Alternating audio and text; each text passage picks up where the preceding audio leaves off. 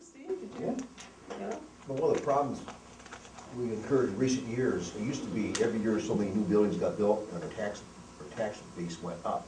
In recent years, that's stagnated, you know, and that's what we got to be talking about.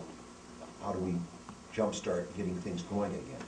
You know, like Fish Creek, for example, if they ever got developed on that, there's more tax base.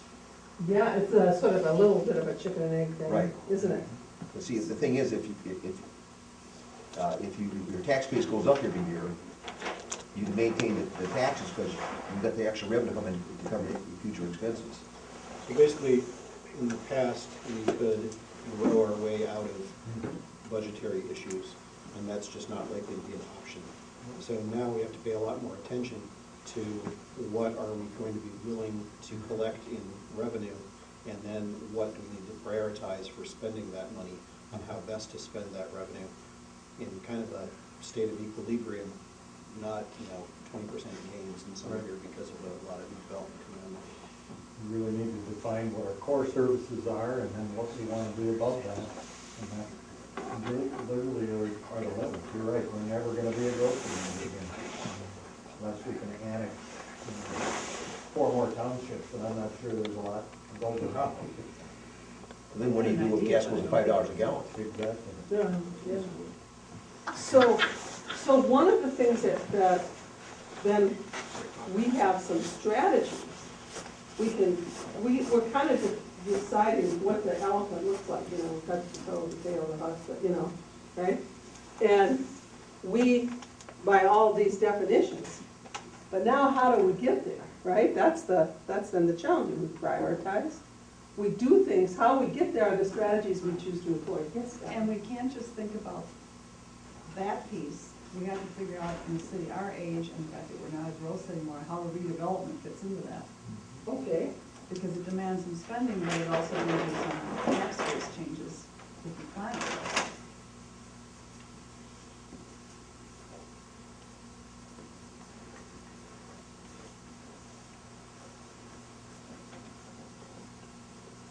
What else do we have to think about? So that's a strategy.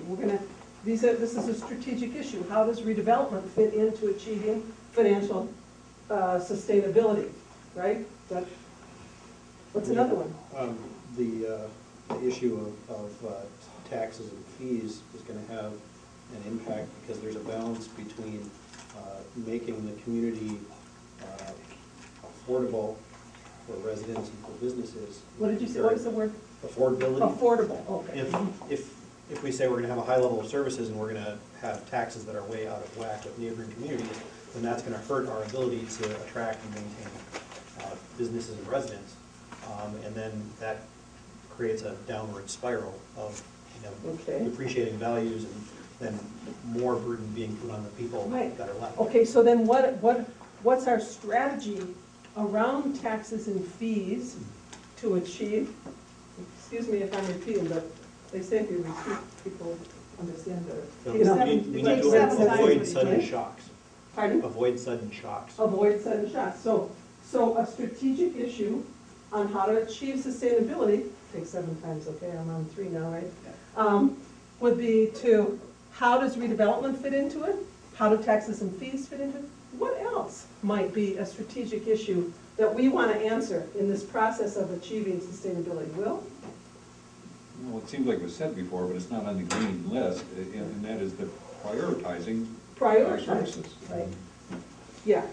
I'm taking sort of common, there's some process issues in here, but they're mostly like, this is what the elephant, this is an elephant. Now we're talking about how we're going to get the elephant to move, so prioritizing. So,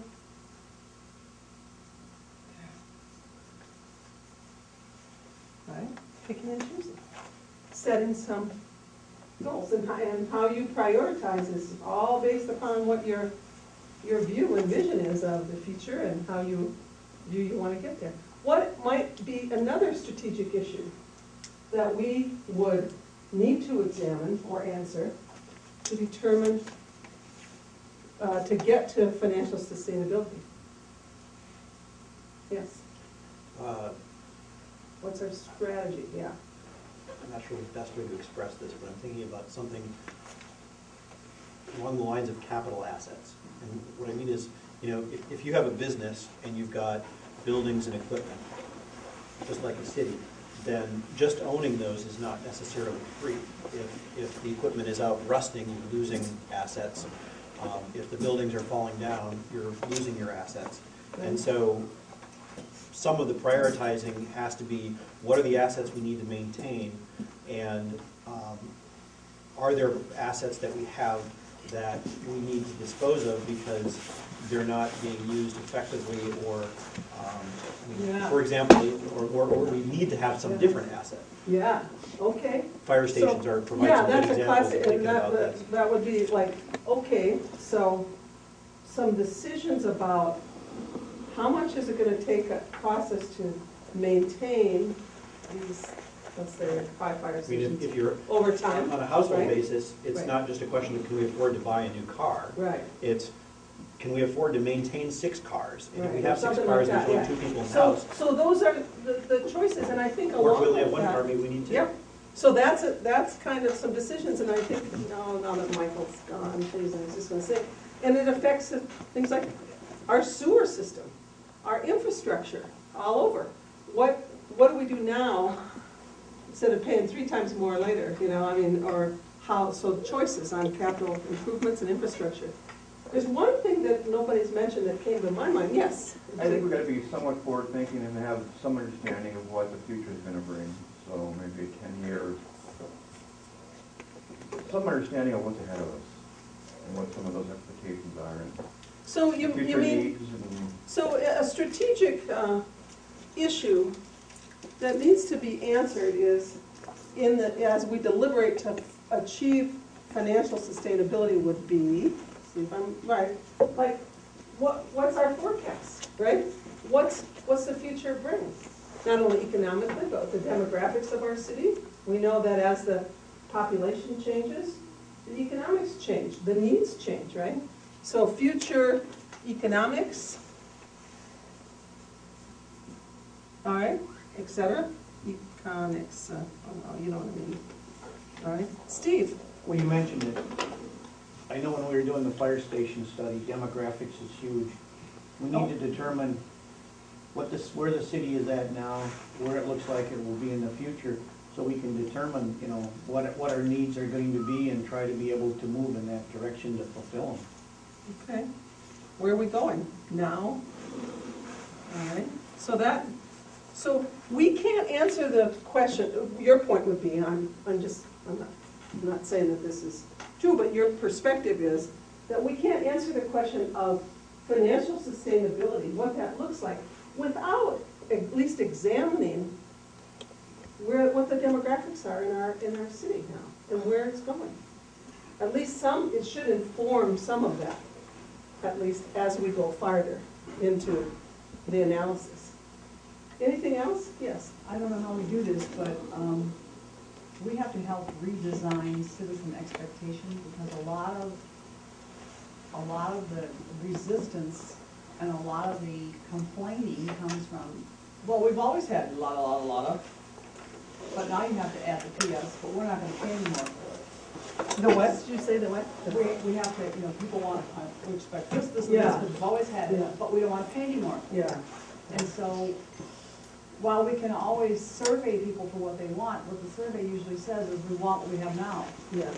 So We don't want to give up anything. Right, Yeah. so we have to help Yeah. redesign the expectations.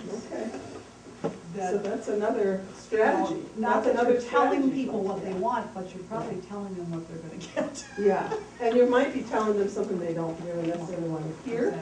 Exactly. And there's one more thing, and then I'm going to turn this over to the next section. We'll take a little break. By the way, I forgot to mention that council member Lannis was coming. He was delayed this morning. We all knew that, and he should be here any minute, or 11:45. Okay, so one thing, it would seem to me that a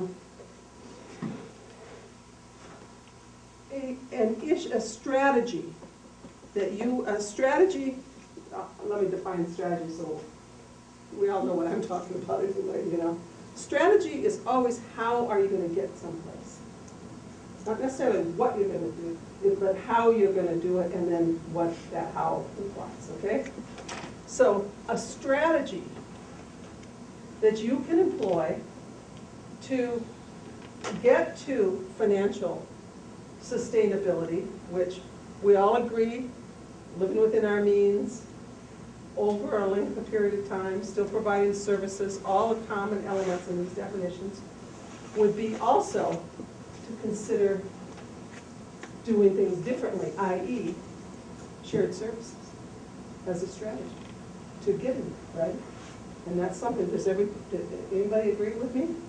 Shared services is a critical strategy to achieving financial sustainability, frankly, for any city. I mean, the League of Minnesota Cities has said by 2015, virtually most cities in Minnesota, if they continue on the way that they're going, right, they'll be bankrupt. So we have to do things differently, which there's been a good start at doing that. So I'm just going to write shared services are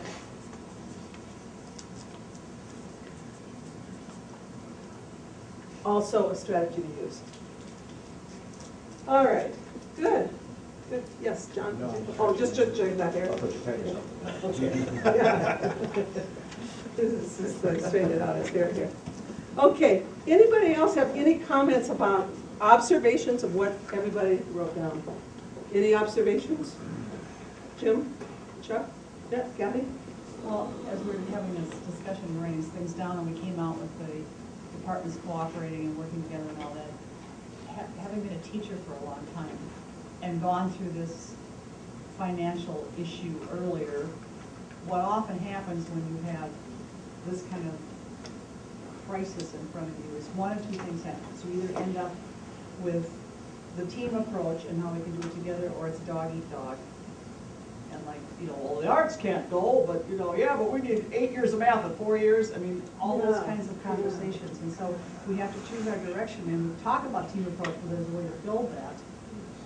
And in addition to that, I think we already have departments working together. We've been doing that for a long time. So to act like it's a totally new idea is a little disingenuous. It's just that we have to find a different way to do it, and it may mean going wider than we have in the past. But it doesn't mean it hasn't been going on. Yeah, and it's definitely, obviously been going on, certainly recently, that there's more of a collective consciousness among staff with the leadership now. But it is hard, even under those circumstances. When Karen says, why does Dave, we'll pick on his house, it's easy to pick on him. Sure. Why does he get another police officer and I have to give up 2 people working at the front desk? I don't know if that's the case, but it's Yeah. their good friendship might just crumble under those questions, right? Because we fight for our own, And right? a team approach has to be broader sometimes than just what looks obvious. Yeah, but that's also why we have a city council. Because then the city council, on some things, not personnel of course, but on some things, you get to be the King Solomon, don't you?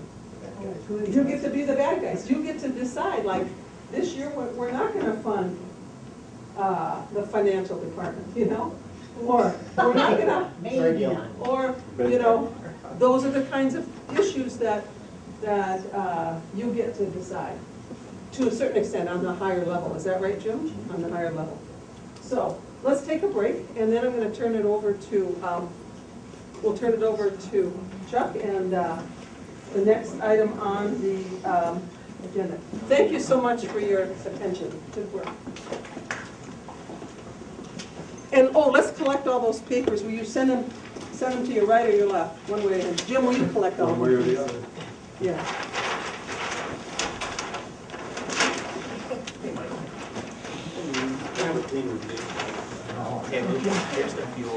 Like a clean workstation. I thought I had yours. No. I don't know what happened there, but it's up now. So I have the bookmarks and stuff, so I'll do it. It's, we did like a standard, so we're looking at again, our videographer isn't real original. It's been a little bit better lately. It's been a lot better lately. It's up now. Thank you. Thanks for letting me know. It is. Even now.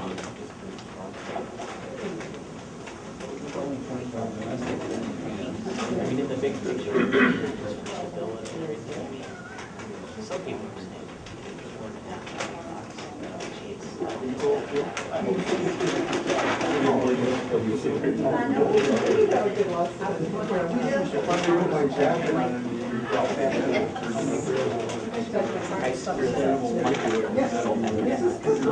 Apparently not.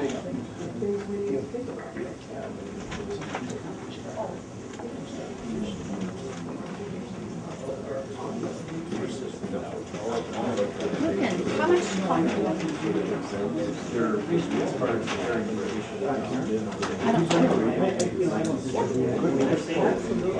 China and the US economy recovering. It is what's happening. You know what, even if you waited another month or like. Yeah. Well, that's why I was wondering. You won't see anything change now until May. My guess is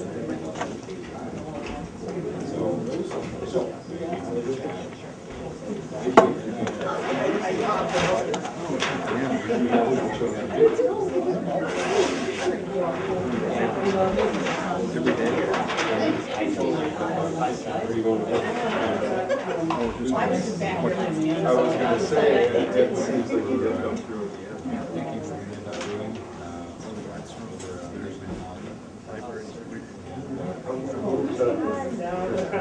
Move that board out of the way, because I'll be walking back and forth here. This one? No, this one here. Over there.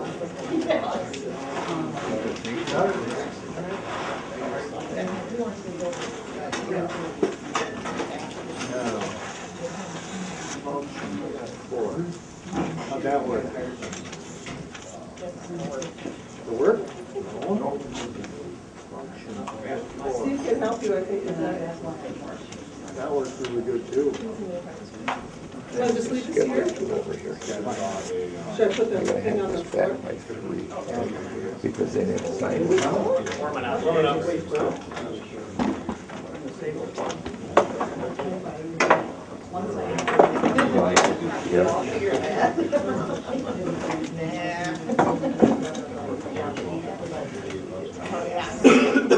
You had it there, is that what they're, is it Tom? Yep.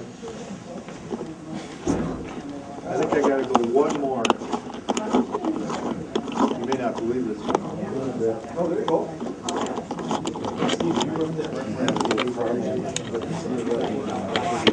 I don't know if there's any. Okay, Lenny, this is gonna wanna take and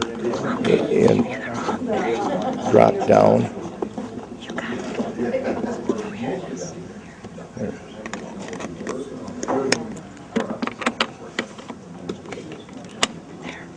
Okay, now, what do you got? Okay, so you got it on the, okay, all right. I don't know, you're looking at all government options. Oh, yeah. Lenny, you Federal still, government has grants on all these. I So if you didn't get those, that would be, I mean, you can do both, because there's two tracks. I don't know if you're getting anything. That's one of them we're looking at, yeah, there's a lot of. have you made any, I mean you, because you're giving the recommendation. I mean, who's developing this? I mean, the fire I don't know, you tell me, you seem to know. I don't know, that's what I'm asking my expert. I'm asking Steve, what are the options for? Well, obviously, the new we fire have, station? obviously, I'm open for that, give me some ideas, I'm open, what ideas do you have? Besides grants, whatever ideas, what you have, that we could do. Yeah, I'm not here because I'm all being here. I mean, I might be proposing things to you at the. I'll come up with something. Yeah, thanks. I'll come up with something.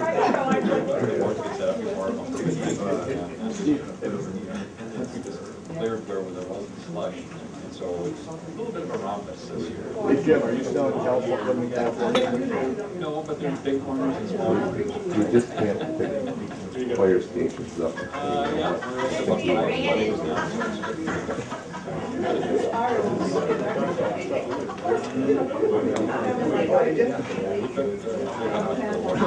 Oh, Lenny, just in case, I brought an extra battery. Jim, are you back to California for the But weekend? there's already one in there. Oh, you got it on there? Okay.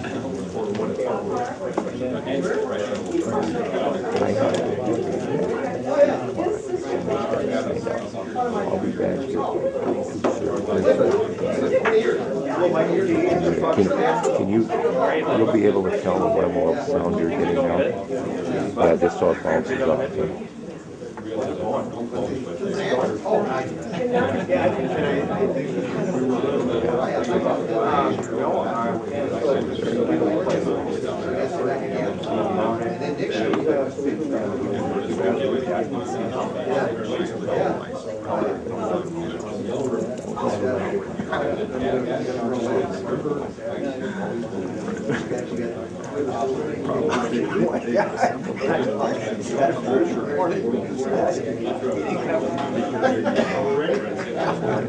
I thought that person got on your show this week was pretty good. All right, we're ready to go. Jim.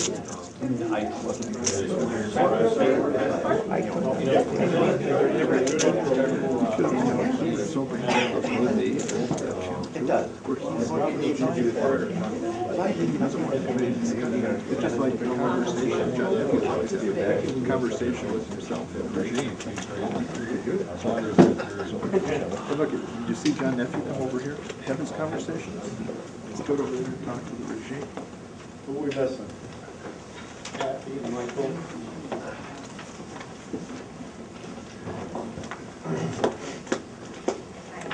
So now after we've just spent that, Okay.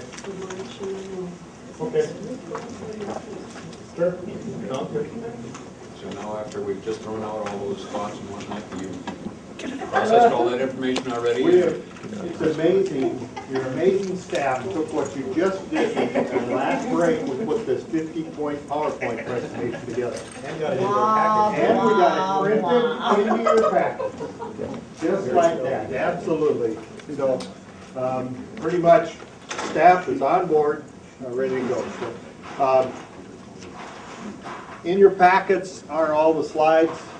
So, the idea today is as questions come up, we want to be sure we get them on the board, so we have items to talk about this afternoon.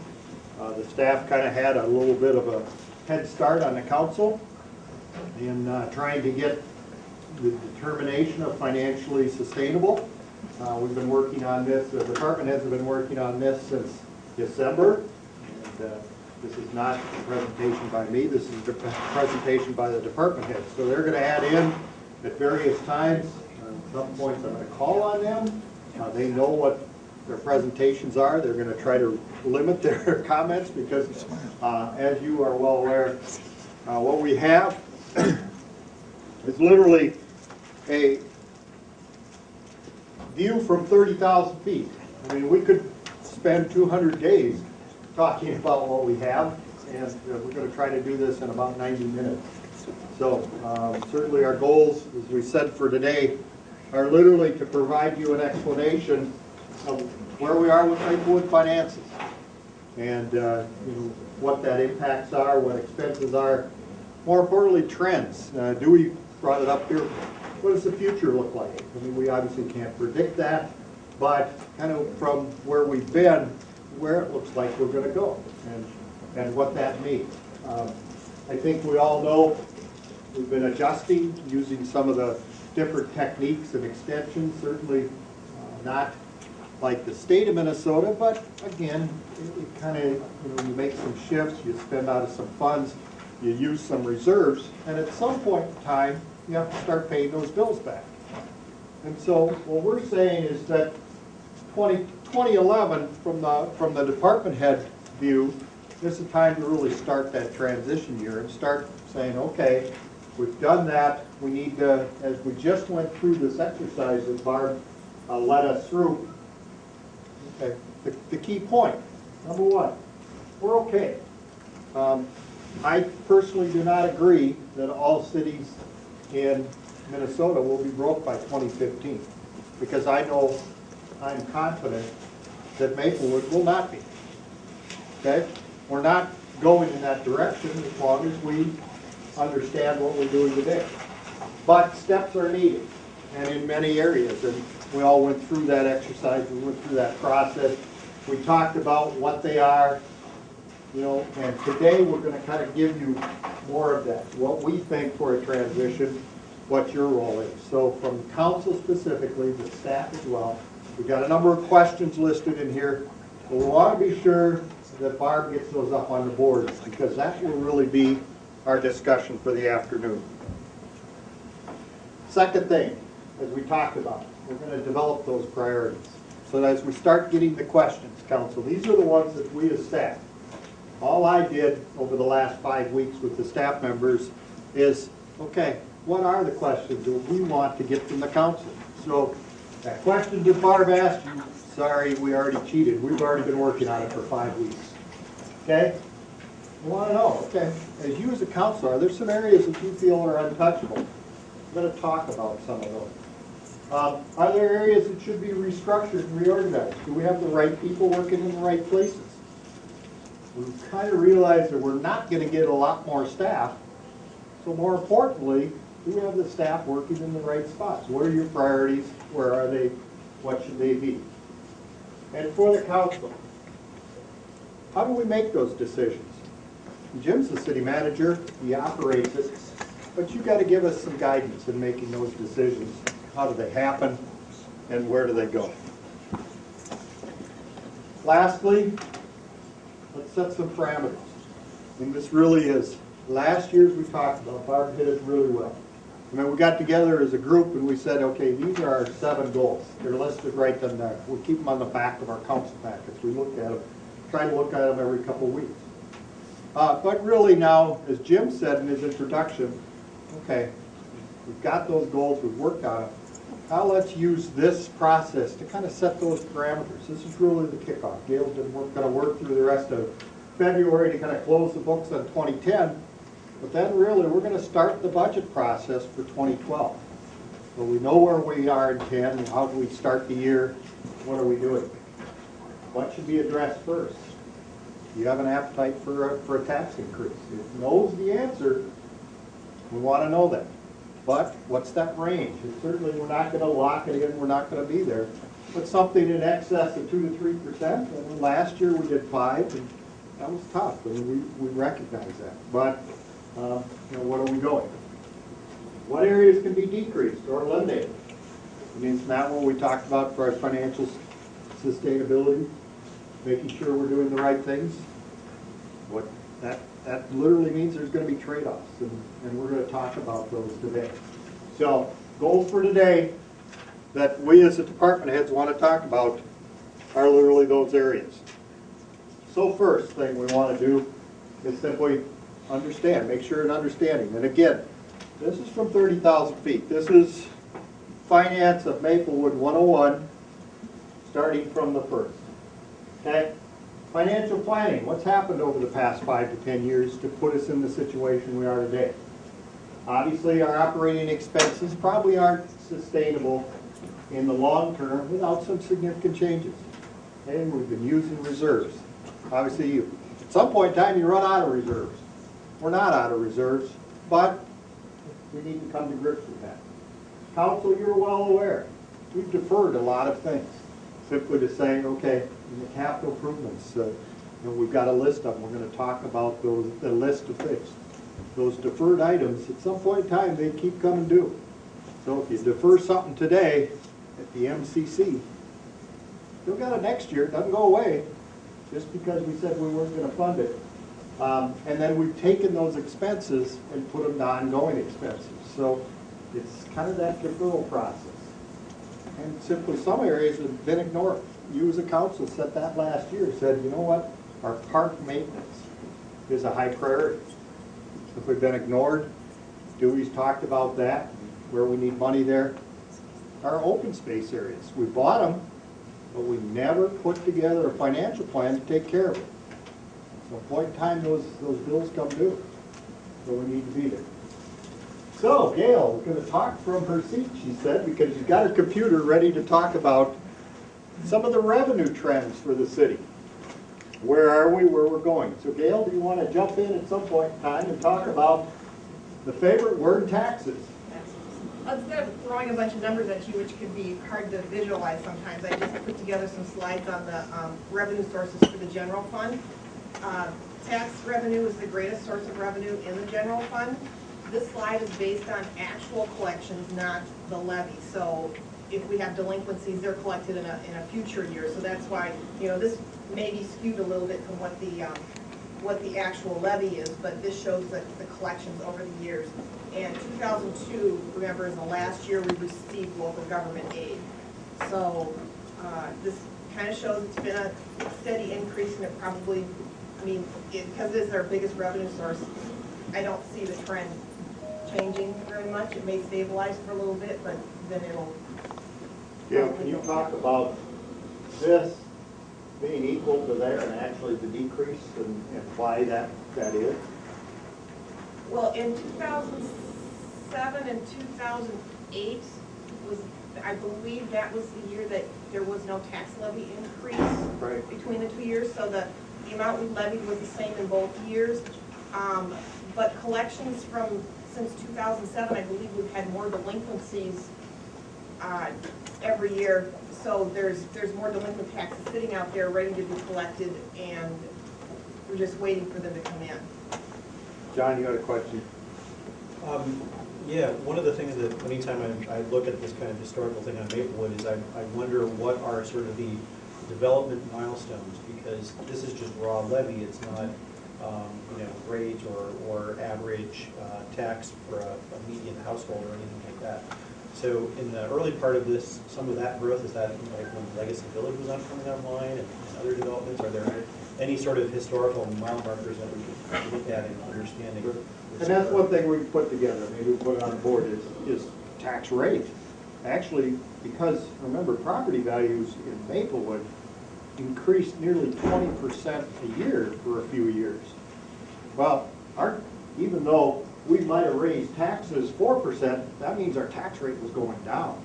But when property values go down, our tax rate has to go up. And so that's probably a chart at some point in time we can put together, and we'll bring that to you later this year. So we can make that. But just that value, and you know, we're probably back to a rate, tax rate that we had back in 2002, 2003, but property values skyrocketed. So if you look back, I think our tax rate is, I don't know, we can look at that, but a tax rate from 02 versus now. I don't have 02s right in front of me, but if we go back through the budgets, the tax rates are listed in the budget document, but we can definitely put together a historical trend of those two. Well, I guess just in kind of eyeballing this graph, it seems like there was kind of a point when we kind of stopped substantial new development in Maplewood. And so where would you say on that graph that kind of cutoff period is? Because I wonder, you know, 2002 to 2005, how much of that growth in the curve there is really representative of having more residents to take care of and more residents to pay taxes. 2005 was our biggest year for building permits. I mean, when we get to the next slide, you'll see that Let's go to that next slide. Go ahead and talk about that. Really jumped. Yeah, we can go to the next slide. Perfect lead in, John. You hit the heart of the presentations right there. First, on taxes, you meant 2002 was the last year we received LGA, so that is a big impact on trying to find that happy medium of where the property tax levy needed to be to make up for the difference for all of that, and with all the changes that were coming through with market value homestead credit too. So 2002, 2003, 2004, that was just finding our footing after the state started changing all of the ways of it was doing things. Now, licenses and permits, the non-business licenses and permits mostly have to do with, in fact, I think they pretty much all have to do with the building, electrical, heating, plumbing. Animal licenses are in there, and there's some miscellaneous licenses. So the biggest portion of that is the building permits, and that really jumped in 2005. And since then, it's been coming steadily down, and it kind of leveled off a little bit from 07 to 08, and it dropped slightly in 09, and I don't have the 2010 figures yet. And then the business permits have to do with liquor, cigarette, entertainment, general business licenses, things of that nature. And that seems like it's stayed pretty steady over the course here. Keep moving quickly Okay, through. oh, sorry. No, that's fine. Next one is fines and penalties, and the majority of that has to do with the court fines that we get through the county, the city share of those. There wasn't, I don't know what it's attributed to, I don't know if Dave's got more information on why that spiked a little bit, but. But more importantly, why the trend went down? I think the courts are taking more. I think they do. I think the courts took more out of that. Couple of perspectives there. One thing, the court's taken more of it in fees rather than applying it to fines. And where before you could actually ask to have prosecution or city costs for the work that we do be directly a portion of the city, judges are now saying they're going to be court costs instead of prosecution costs, for example. And another reflection is simply the downturn in the economy. More people are applying for and getting public defenders, which ergo means that they're not imposing even minimal fines by statute. They're finding financial hardships and everyone's getting a $50 fine and sent home. So it makes a big difference when you start talking about a third of the fines that used to be levied against the same people.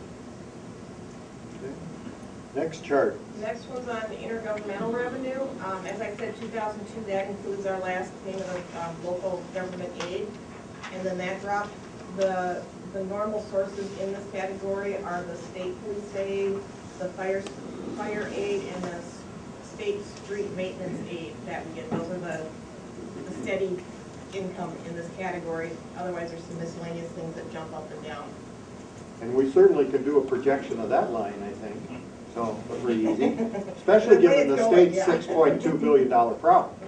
My guess is that line isn't going to continue going up. Again, that's, as we look in the future, where we're going with our revenues. It's why, council, as you know, you can raise taxes, you still have the same amount of money. We're simply, this line, tax increases, real money available. Literally, the tax increases have gone to replace money that we used to get from the state. This is the main chart for charges and services. Then I go on and break it down by department a little bit more.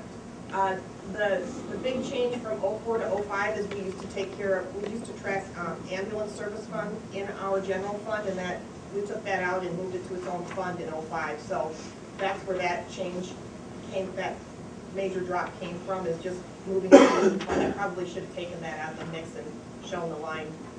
It would probably be pretty steady the entire way. Then we go on to the different again, the point being, that line is not going up. We're not, another area that's not growing. For citizen services, three in charges for services, they have three main income: license plates, driver's license, and passports. Passports, I believe, took a big spike, and that was when the rates increased in a bunch of, is that when? Well, there were some homeland security measures put into place, and people just came in and did their passports all at one time. The license plates, that seems to be on a steady incline, and that part of it has to do with fee increases, I believe, and then part with numbers. So there's just a balance between those two. Next one is the category for public works. We have public works and then the PIP admin charges that we charge back. Public works is the in-house engineering is the majority of that. So the engineers up on the hill, what they're charging back to our public improvement projects. And that's proportionate to the projects, the number of projects we have going on. What's PIP? Public improvement projects. Again, this is your, as you do projects, we pay money into the general fund. So we always say the engineers are paying for themselves. And we're running basically an engineering firm because we're doing that internally with our own engineers, charging back to the general fund and literally paid for by utility fees, assessments, debt service, those types of things. So when you say 24% of a project is paid for by debt service, 24% of the in-house engineering is paid for that, not 100%. So, but that's a growth area, but certainly as we talk about cutting back on the number of projects we're doing, this number is not going to go up, it's going to go down. And so we need to make some adjustments, and Michael's going to talk about that a little bit. Go ahead, Gail. And then the last one was on other things in the charges for service area. The most notable here is community development, and that has to do with building, and that's plan check fees, basically. So you can see it spiked in '05 when building was way up, and it just has come steadily down since then. We're going to talk about community development and how that the big changes there. But again, John, this is what you talked about. That's our growth. Those were our growth years. Again, it's all the trends. Gail can talk one last thing about miscellaneous. Miscellaneous is a kind of a hodgepodge of everything else that doesn't fit into another category. It varies greatly. I believe one of the big things in this category, I think this is where that reimbursement for the Republican National Convention, when we got that check in, I think that's where this went, so that could have been part of the big spike. I don't remember exactly, but sale property goes in here, so if we have, you know, if we've sold a lot of our old vehicles or something, or, right. I don't know, I mean, this is always an up and down type of thing. We don't budget, we budget very conservatively for this one because we just never know where it's going to fall. And then the last slide is the overall, it's a graph showing the overall revenues and kind of a combination of all the last ones. But again, Council, I think you could see the trend line, try and predict, you know, that's not a growth line, and certainly not going there. Anything else? That's all. Also, this is a chart, obviously, it's got a chart showing both revenues in green, money is green, that's always good. Red being expenditures, and you can see how the years, it's simply grow, the city grew in expenditures. It's never good to have the red line above the green. That means you're spending reserves, which in the last few years we've actually done well. And this is actually 2010. And you can see what was happening in 2008 to 2009. We made some adjustments and cut back. We kept 10 positions open, remember. We've gone from 176 full-time employees to 168 now, I think it is, if I remember the number right. And pretty much steady. The staff will know that originally this line was supposed to go there, and mid-year last year we made a number of reductions. So council and staff did pretty well. So we have a gap. You can see this line. That's really, if you don't want to talk about numbers, that's your financially sustainable. We're going to come back to this chart in a little bit when we talk about a few other things, but these are actual. Those are the actual expenses. So why don't we talk about revenues, the green line. I want to talk a little bit about the red line. Okay? Expenses for 2011 have been reduced to match revenues. Okay, good idea. We used reserves, one-time revenues, to support some of those expenses, so that's what we did. Some costs are temporary. Dave has 2 police positions open. He's going to talk about that in a minute. Michael's been delayed in hiring in public works. We're down 4 people there. Fire department expenses are increasing, and Steve's going to talk about those new programs. You've been aware of that, but where's the trend? What are happening in that? You know, where we're going to go. We're going to give you some department head thoughts on trends and ideas, and on the expenses. The first one gets to be Dave. So, Dave, originally we were supposed to have 55 sworn officers. And we're going to talk about that. We've got 2 vacant, but that's temporary. So, Dave, why don't you take it from there? The 2 vacant positions equals $150,000 in expenditures. A new officer costs us roughly $70,000 to hire. The uptick in 2008, just looking back at my notes here, and if you remember from earlier this year when I was not bragging very loudly about crime being down in 2010, it was up across the board in 2008. it's gonna result in more revenues from fines. So you have to weigh that out. Do you want higher crime and more revenues, or lower crime and a better quality of life and fewer revenues? And it'll be interesting because in 2010, we were down across the board. But for many years, since Don Winger was chief, we've been shooting for the goal of 1.5 officers per 1,000 in population. At 55 officers, we were at 1.47. Now we've agreed to withhold 2 of those positions right now, but as those positions were added, they were funded by grants. One was the Gang Strike Force grant, which no longer exists, and one is the Ramsey County Narcotics grant, which we still get. So 2 of those positions were originally funded. The funding went away on one. When we talk about the number of officers we're authorized versus the number that are working, in my going on 9 years as chief now, I can probably count the months on one hand that we've been at the full number of officers we've been allotted. Right now, we talk about being down 2. Really, we're down those 2 plus another 2 that are in their training process, plus another 2 that are recovering long-term from injuries, and 1 who's away for training for 3 months. So our org chart is constantly being done in pencil because we're constantly having to move people around to make up for those shortages. So those 2 positions are more of an insurance policy than anything. I don't foresee, and it's the trend across police agencies that no one is ever at full staffing just because of injuries and because of training and because of attrition.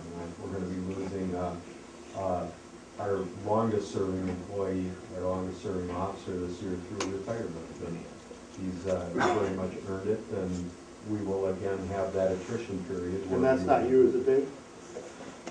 Not yet. Not yet? That's Flint. Depends on the outcome of this meeting, but yeah. Sergeant Garris is our longest serving officer. He has expressed his intent to retire this year, which will make me our longest serving officer. So, but that's kind of it in a nutshell. How does that impact our department? We really have a need to create another detective in our investigative division. Right now, we're having to kind of skim off the more major offenses and work on those. Some of the lesser offenses get pushed to the bottom of the pile. Adding another officer in investigations would give some of those lesser offenses a little bit more attention. Thanks, Dave. Again, a 30,000-foot view. You'll hear a lot more about that as we go through the next few months. But again, kind of the needs in police. Stay in public safety, and we're going to give the floor to Steve. And transition to full-time during days. Obviously, dollars to expand the program. Stations are deteriorated, and that's not even deteriorating. It's deteriorating. I mean, fire station 1 is in tough shape. I mean, there's no reason putting more money into that building, but we're using it. Equipment needs expanded. Ambulance program, and I added this. I don't know, I'm a little frustrated that the bonding bill, $1 billion bonding bill came out, and we're not in it, even though we were in last year, which means there's no money for the marshlands project either. So we're going to have to figure out a way what we want to do with that site, and that'll be on your agenda in March. I think March 14th we're bringing it to you and going to talk about the East Metro Fire training facility and how that ties to marshlands. So Steve. I think most of you are aware, I mean, a year ago we realized that we needed to do more things to be sustainable and continue to provide the services that we've had with a lot of less people. And again, as you're all aware, we spent a year working together as a team trying to put together the program that we have, which will allow us to better use the individuals that we currently have on the department and continue to provide the great service that we provide. As Chuck mentioned, the issues are going to be is that we needed to take a good look from that 30,000 feet, but yet bring it down to 10,000, is where are we going to be in the next 3 to 5 years, and where do we need to be in the next 100 years. If you go back to when a lot of these stations were built, and most of them were built by the city of Maplewood, were built back over 30-some years ago, And they were put in positions where they thought different things were going to take place. One of the big things was the Station 4 in the south end, was the fact that they figured there was going to be a lot more commercial growth down in that area versus just residential. And it really didn't turn out that way. And so we needed now to take a good look at where do we need to position these for our call volume, where is that call volume going to be in the future. And as I mentioned earlier, we did a major look of our demographics of where our calls are, where our citizens are, where those needs are, and we need to position ourselves in those positions. The other big part of it is that looking at 5 fire stations, even though we have this for lack of a better word, a horribly shaped city, you know, we needed to really take a good look at, is it going to be sustainable for us in the next 3, 5 to 50 to 100 years out to have 5 fire stations? And this group, when we got together, really decided that question, the answer was no. We don't have the people we have in those areas to cover those stations. We needed to regroup. We needed to better focus on what our priorities were going to be and where those needed to go. We also needed to focus on how to better utilize all of our people's time and get the most out of it. And that's why we went from the pay-per-call program that we had to where someone carried a pager. When the pager went off, you responded to the station. The problems were coming in is that you never know who and how many are going to respond when you have a situation like that. And so it was becoming more and more difficult. And as you can remember, back in 2000 and then again in 2005, we hired our full-time staff because we really couldn't be sure of what we were going to get. And it's no fault of theirs. I mean, times have changed, people's lives changed from when they first joined. We're getting more younger people. We don't have that group when I joined 34 years ago who lived and built a house and were planning on staying for a long time and really providing, you know, and wanting to be a part of that. But also, when I joined, there was less than 100 calls a year, and now we're doing close to 4,000. So, you know, there's a lot of big reasons for a lot of those changes. The bottom line to it is that we want to be very proactive in how we're going to place ourselves from now and into the future and continue to provide those great services that we do. And so one of the ways was making that change in the program, utilizing the existing dollars that we had within our funds. We would have loved to go, not put 4 onto a shift, but actually put 6 onto a shift. And that would have required us to ask for an additional $100,000 into the 2011 budget. Instead, we felt we could really provide it with the 4 people utilizing the existing dollars that we have within our program. So we're really trying to be proactive, move ahead, look forward, looking at where our calls are going to be, the types of calls. And the other thing I'd like to point out too is that even though that the total call volume has been roughly the same, it dropped a little, it went up a little bit with some of the new businesses that will be coming back into Maplewood. I can foresee our call volume going back up a little bit. The bottom line to that is that the number of calls that we get in any given period of time driving some of this more than the total number of calls. And that, what I mean by that is that for just a point pointed out yesterday, we had 6 calls going on within this 15-minute time frame of each other. I mean, we actually were about ready to call mutual aid for another city and were able to pull in another medic to help us out on that. So those are the kinds of issues that are really restricting some of the things that we do. But I feel very confident that we can move forward with this new program. Like I mentioned earlier, it is going to cost some money down the road, but we're also going to have to spend some serious money, as Chuck mentioned, at remodeling some of these stations. Some of them, Station 1, that's terribly being need of repair as we go forward. So, which is Station 1? That's one on Century Avenue by Stillwater. East County line. Yeah, the old East County line. The bottom line to it is that we really feel now's the time to start looking at positioning this Maplewood Fire Department for the next 100 years out. And we're not the only ones doing this. We're looking at all kinds of things. And I also want to not make a big point of this, but I also think it's very important. We're not limiting ourselves just to the city of Maplewood. When we talk about repositioning some of these stations, we're also looking long-term of someday having a fire district within each metro side of it.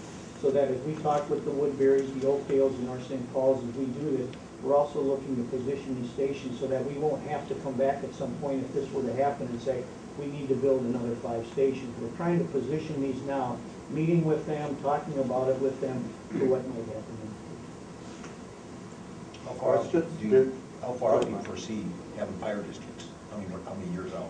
You know, I wish I could say it could happen in the next few years, but I would say you're probably at least 3 to 5 years out. The big thing is going to be is making sure that the other cities are on board. It's going to take that trust building again. It's going to take the idea of, like we did with, kind of with the dispatch, you know, you're not gonna have that total control any longer like you do. You're gonna lose some of the identity that you had. It may not be called the Maplewood Fire Department, it may be called something else. Now, all of those things are gonna play a key role as we move forward with those. And the biggest issue I think that is going to be is, again, how these other cities are positioning themselves. As you're well aware, you know, we haven't had LGA since '02 and those kinds of funding. Some of these other cities still do, and they're gonna have to work themselves through that process to where they feel that they have the dollars to continue just doing this. I would also point out that I really believe too that in this fire district, it would be a taxing district as well. It wouldn't be something that would be done on a JPA type of a program. It would have a board of directors and be totally separate, which is happening big out west and now really taking off out in the east part of this country. Steve, isn't that kind of the East Metro Fire Training Facility? How many agencies were in on that? 16, if I recall? Actually, there were 22 agencies that were involved in that East Metro. Now, some of them would be too far out for us to do on the east side. We'd also have to look at it, when we put that together, we'd have to look at what services we mirror and match. I mean, obviously, we do EMS, St. Paul does EMS, Woodbury does, White Bear Lake does, Maplewood, or Oakdale does, you know, those kinds of things, we have to all see how that would fit together. But the point is, that would, had that proceeded, that would have been its own Yes. entity, right? Yes. That wouldn't have been the Maplewood. No. And then other people joining. Correct? It would have been a total separate board of directors that would have operated out of that fire training facility, and it would have been owned by every member of every department or law enforcement agency that wanted to be a part of it. John, you had a question? Yeah, it's a comment and then a question. The comment, I'm glad that you brought up the fire district notion, because certainly in the presentations you made to us about Maplewood's future and with the challenges of our geographical shape, that's something that makes a lot of sense. So it's, I think, beyond the scope of today, but I'm very interested in sort of seeing what's the tentative roadmap. I mean, because even if you talk about 3 to 5 years, that seems to me in government terms to be a pretty short time frame. And that, you know, as certainly as being found with the East Metro Fire Training Facility, it may take, if you actually have a plan today, it may take 3 to 5 years. So I'm wondering about, you know, what are the steps and the milestones, and how can the city help realize that to better serve all of our residents and save money. The related question that I had to the whole fire thing has to do with the ambulance. And so I'm recalling just off the top of my head that something like 80% of our calls are medical right now, is that right? That's about it. Okay. And so obviously a big part of our demand and our need comes from the ambulance and the ambulance service fund, which operates as an enterprise fund. So just when we're considering the remodelings and hopefully at some point building a new station in the vicinity of 3M or around 94, is it anticipated then that the ambulance service fund would be funding a portion of that, either, you know, on the basis of the depreciation of those capital assets or other things like that, or do we fund all of that through general fund revenues and then ambulance service fund only operates on an operating basis? You know, and that's something we're going to talk about. We're actually going to be meeting to put kind of like a strategic plan together for that ongoing of the new stations and where we're going to head. And that's one of the things that we'll be looking at. Obviously, I think the enterprise fund should have, with any enterprise fund, should cover some of its own costs. A lot of that is going to depend on what happens with Medicare, Medicaid as we go into the future. Because I think, as you're well aware, you know, out of a $2,000 bill, we get $350. But it's not just to us. Every community faces the same thing. We're one of the few communities that does not put general fund dollars into our enterprise fund. Even some that have I guess you could call it an enterprise fund, still put general fund dollars back into it. At some point, we may have to look at that. I don't know. There's still some things we're trying to do. I think we won't see, if you saw that graph that Chuck said on expenses that we had, you know, for the next year or two, it's going to take us a little bit as we move through a new program, what happens with those other stations, to start seeing some of the savings that we think we can have during that time frame, you know, that we'll get over a long period of time to save. I wish I could say it'd be a huge amount of money. I don't think that would be the case, but I do believe we'll have a reduction in both EMS and in the fire side as we make some of these changes as we go along. A lot of it, again, will depend on our call volume, the severity of the calls that we get. We will be able to have a reduction. Actually, we're probably going to put 4 fire trucks up for sale over as we start moving down the road with it, because they'll no longer be needed. So that's gonna have a huge impact on our total capital or our truck replacement fund in the future. We won't need all of those dollars that we would have needed to replace all that equipment. So we're looking at this, like, I guess we're looking at it from a 30,000, saying we can really have some savings, we can really have some sustainability in how we move forward. And it's just gonna take us a little time to get there. But I truly believe that over the last year, the department has really made some major steps in heading us down that road, realizing what it is we need to change and being able to take the steps necessary to make it change. Just if I can follow up quick, one of the concerns that I have in the transition that you're working on and implementing is if, for instance, we need to have a bonding referendum in order to partially fund the new station. And I know that there's some hope for grant monies and so forth.